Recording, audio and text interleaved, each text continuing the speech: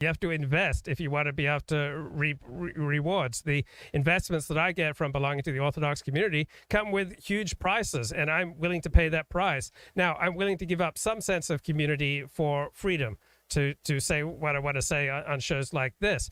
But you don't just automatically reap the rewards of church or synagogue. You have to work at it, but you have a choice how intense you want your sense of community to be. There are high-intensity religious communities. They all come with a price. Everything comes with a price, right? If you don't go to church, that's a price. If you go to a low-intensity church or synagogue, there's a price that comes with that. If you go to a high-intensity church or synagogue, there's a price that comes with that. I primarily have experience with high-intensity religion, where people live their lives around their religion. I experienced that in Orthodox Judaism, and I've experienced that in Seventh-day Adventism. But I have some, familiarity with low-intensity religion, and there are lots of advantages to low-intensity religion in that it's not as intrusive, and you have more freedom, and you're not going to be as trapped. Many people feel trapped by high intensity. So you have to dial people up or dial institutions up or down. Many people would absolutely hate my guts if they had to interact with me every day. But if they just run into me once a month, it's perfectly fine. So some people we need less of in our lives, or some institutions, we need less of. So people get to choose. If you want high intensity community, there are options. They all require sacrifice, right? Nothing for nothing. But if you can't deal with the price of high intensity community, but you don't want to be completely isolated, then you can choose a lesser intensity community, whether it's religious or not. But everything comes with a price. We're just talking about trade-offs here between, freedom and community. Definitely so. And I think probably most religions in America today are rather low intensity, judging from what I've seen, which would explain why so many people are falling away from one, religion or another. Converting to Judaism is, depending on the personality, but many people find it so incredibly painful and degrading that they never want to face anyone involved in their conversion, ever again. It's fairly common that, say, attractive women get crushed on by rabbis who are overseeing their conversion, that many traditional Jews see anyone who wants to convert to Judaism as an idiot and as an easy mark that they, want to screw over or take advantage of. Rabbis who do Orthodox conversions tell me that 99% of the people that they deal with are insane. So it requires an ability to assimilate into a community, and particularly if you don't come from a ritualistic way of life, assimilating into a highly ritualistic way of life like Orthodox Judaism is incredibly challenging. It's incredibly difficult, because I grew up a Protestant. It was not a ritual religion. So I had to, memorize the prayers. I had to be able to, pick up a Siddur, the Jewish prayer book, and read from any random page. Had to read it aloud in Hebrew to demonstrate my competence in Hebrew. So learning Hebrew is not easy. Learning to fit in with a community where people have good reason to have considerable suspicions about converts, because 99% of people who want to convert to Orthodox Judaism are crazy.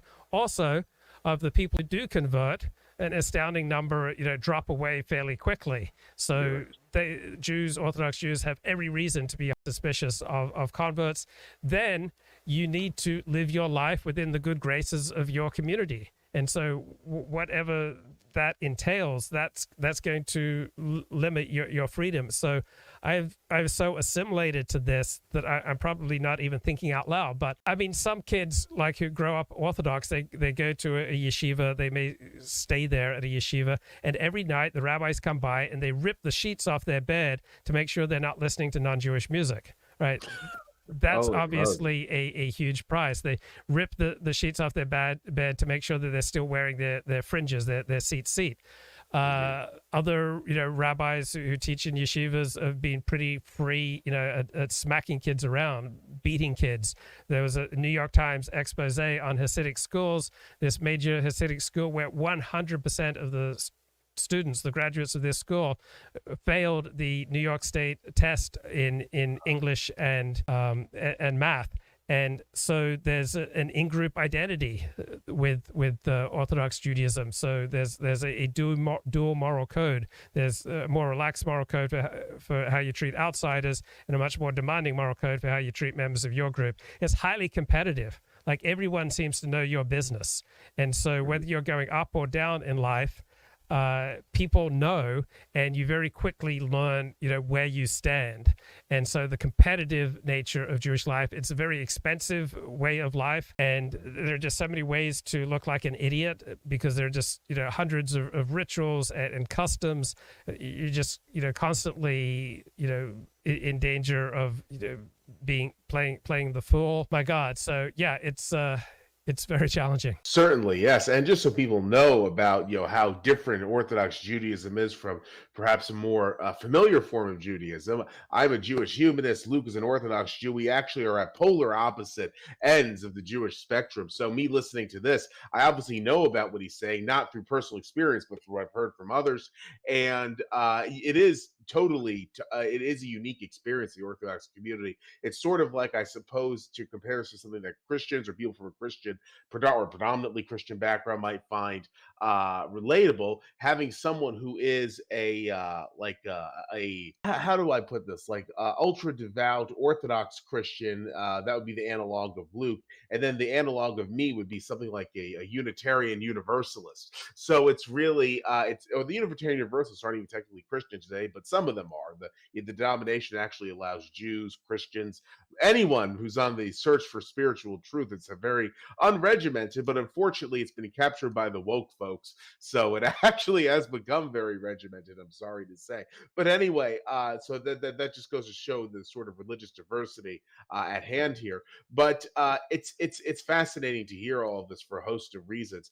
I think that I really do think that when it comes to the United States, the right, it does not have a great future because the American right has no coherent vision. And as the Hebrew Bible says, where there is no vision, the people perish.